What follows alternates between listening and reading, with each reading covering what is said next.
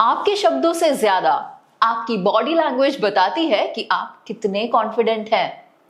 Communication का सिर्फ 7% words होते हैं, 38% आपकी वॉइस मॉड्यूलेशन और टोन होती है और 55% आपकी बॉडी लैंग्वेज डिसाइड करती है कि लोग आपकी बातों को कैसे परसीव करेंगे। क्या आपको पता था कि आपकी कम्युनिकेशन का 55% हिस्सा सिर्फ बॉडी लैंग्वेज से आता है? मतलब सिर्फ शब्दों से बात नहीं बनेगी। अगर आप एक पावरफुल स्पीकर बनना चाहते हैं तो आपको अपनी बॉडी लैंग्वेज को मास्टर करना होगा।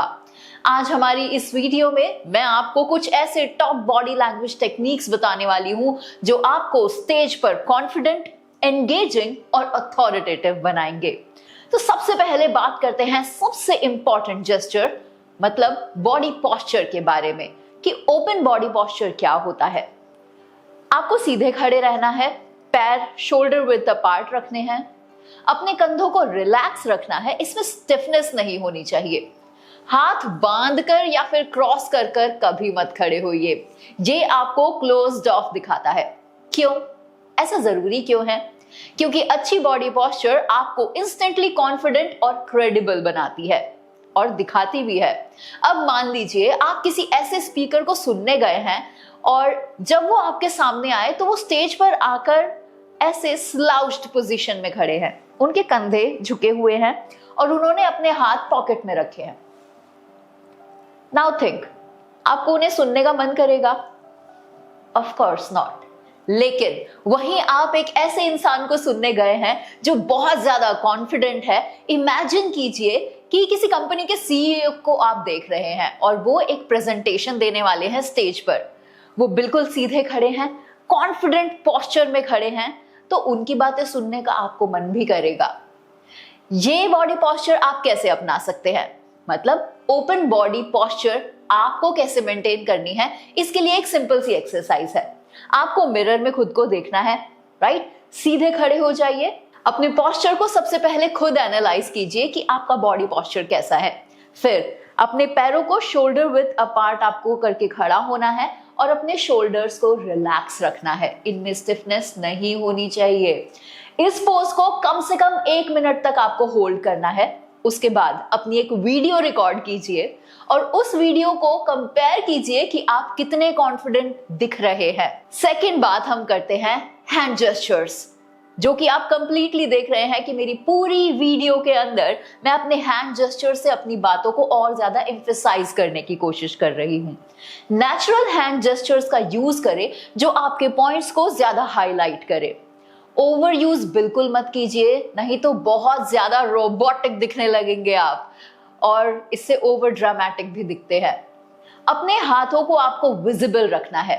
विजिबल इन द सेंस आपके हाथ नीचे नहीं होने चाहिए, पीछे नहीं होने चाहिए, पॉकेट में नहीं होने चाहिए और क्रॉस्ड भी नहीं होने चाहिए। आपके हाथ आपके इन्फ्लुएंशियल जोन के अंदर होने चाहिए। आपका इन्फ्लुएंशियल जोन होता है आपके शोल्डर से आपके टोर्सो तक का पोर्शन। ओके, आपके हाथ विजिबल रहेंगे, उनको आपको चिपका के नहीं रखना है बिकॉज ऐसा करने से आप अनश्योर लगते हैं। अब हैंड जेस्चर्स क्यों जरूरी है? हैंड जेस्चर्स आपके मैसेजेस को और ज्यादा पावरफुल बनाते हैं और आपकी ऑडियंस को याद रखने में मदद भी करते हैं जो आपने कहा है वो। एक बैड एग्जांपल दूं पुअर हैंड जेस्चर का। आपने कभी देखा है जब कोई स्पीकर स्टेज पर बिना हाथ हिलाए सिर्फ एक ही जगह खड़े होकर बात करता है और आप कैसे हैं, आपसे मिलकर बहुत अच्छा लगा, आज मैं बहुत ज्यादा एक्साइटेड हूं। आपको लगा मैं एक्साइटेड हूं? नहीं ना, क्योंकि मेरे हाथ मेरे बोले हुए वर्ड से मैच नहीं कर रहे थे। ऐसे स्पीकर्स अक्सर बोरिंग लगते हैं। वेयर इज एक अच्छा एग्जाम्पल है स्टीव जॉब का।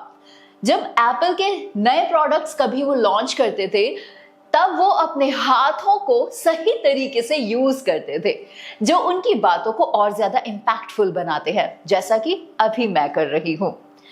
आप कैसे कर सकते हैं परफेक्ट हैंड जेस्चर्स को एक्सरसाइज? अपने डेली रूटीन के बारे में बात करते हुए और कॉन्शियसली हैंड जेस्चर्स का यूज करते हुए आप इसे प्रैक्टिस कर सकते हैं। इसको रिकॉर्ड कीजिए और बाद में देखिए कि आपके जेस्चर्स नेचुरल लग रहे हैं या नहीं, कहीं आपने इसे ओवरडन तो नहीं कर दिया, मतलब जानबूझकर बहुत ज्यादा हाथ तो नहीं हिला रहे हैं। बिकॉज ऐसा करने से आपके जो कहे हुए शब्द हैं उन पर से ध्यान हटकर आपके हैंड जेस्चर्स पर चला जाता है सुनने वाले का।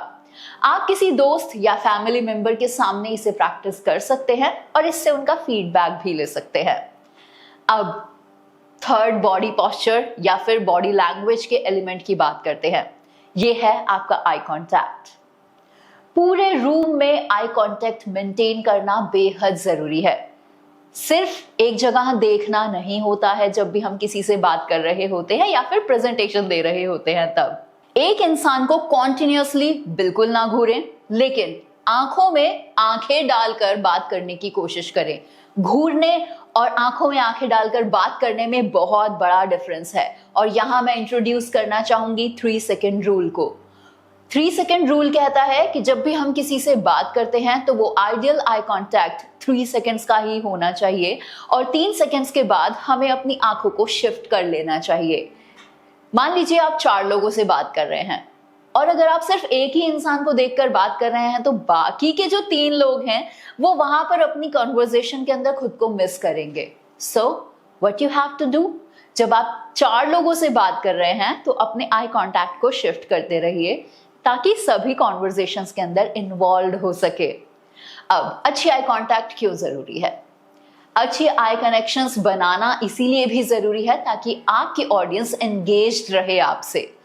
अब मान लीजिए कि आप बहुत बड़े ग्रुप ऑफ ऑडियंस से बात कर रहे हैं, करीबन 100 लोग हैं, तब आपका आई कांटेक्ट कैसा होना चाहिए?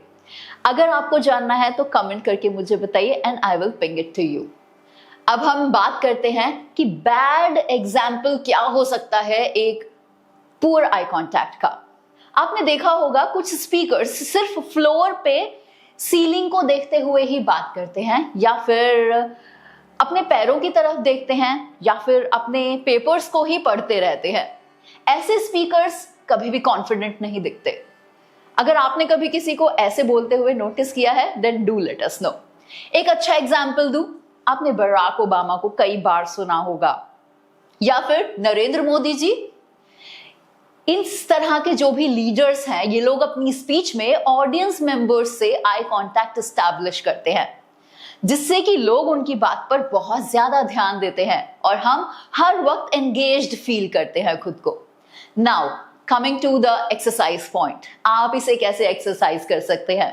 किसी से बात करते वक्त 3 सेकेंड रूल को फॉलो करें। 3 सेकेंड्स तक आई कांटेक्ट एस्टैब्लिश करें और फिर दूसरे इंसान की तरफ शिफ्ट हो जाएं।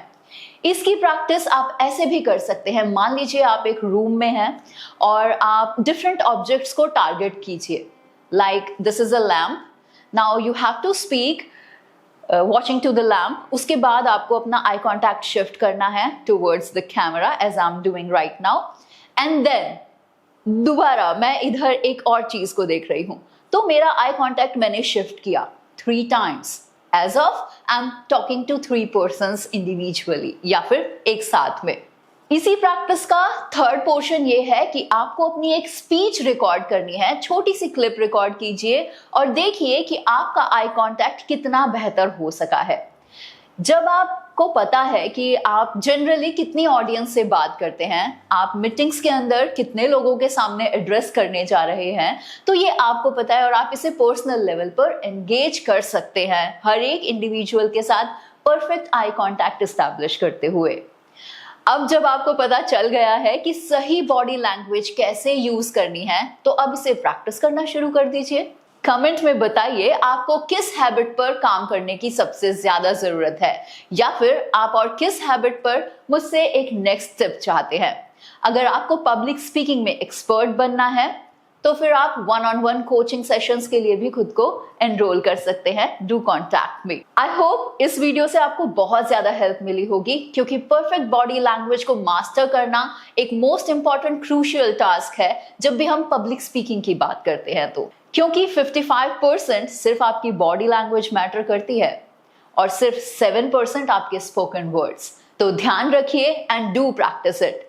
मिलते हैं आपसे नेक्स्ट वीडियो में। Till then good bye, take care, Jai Hind.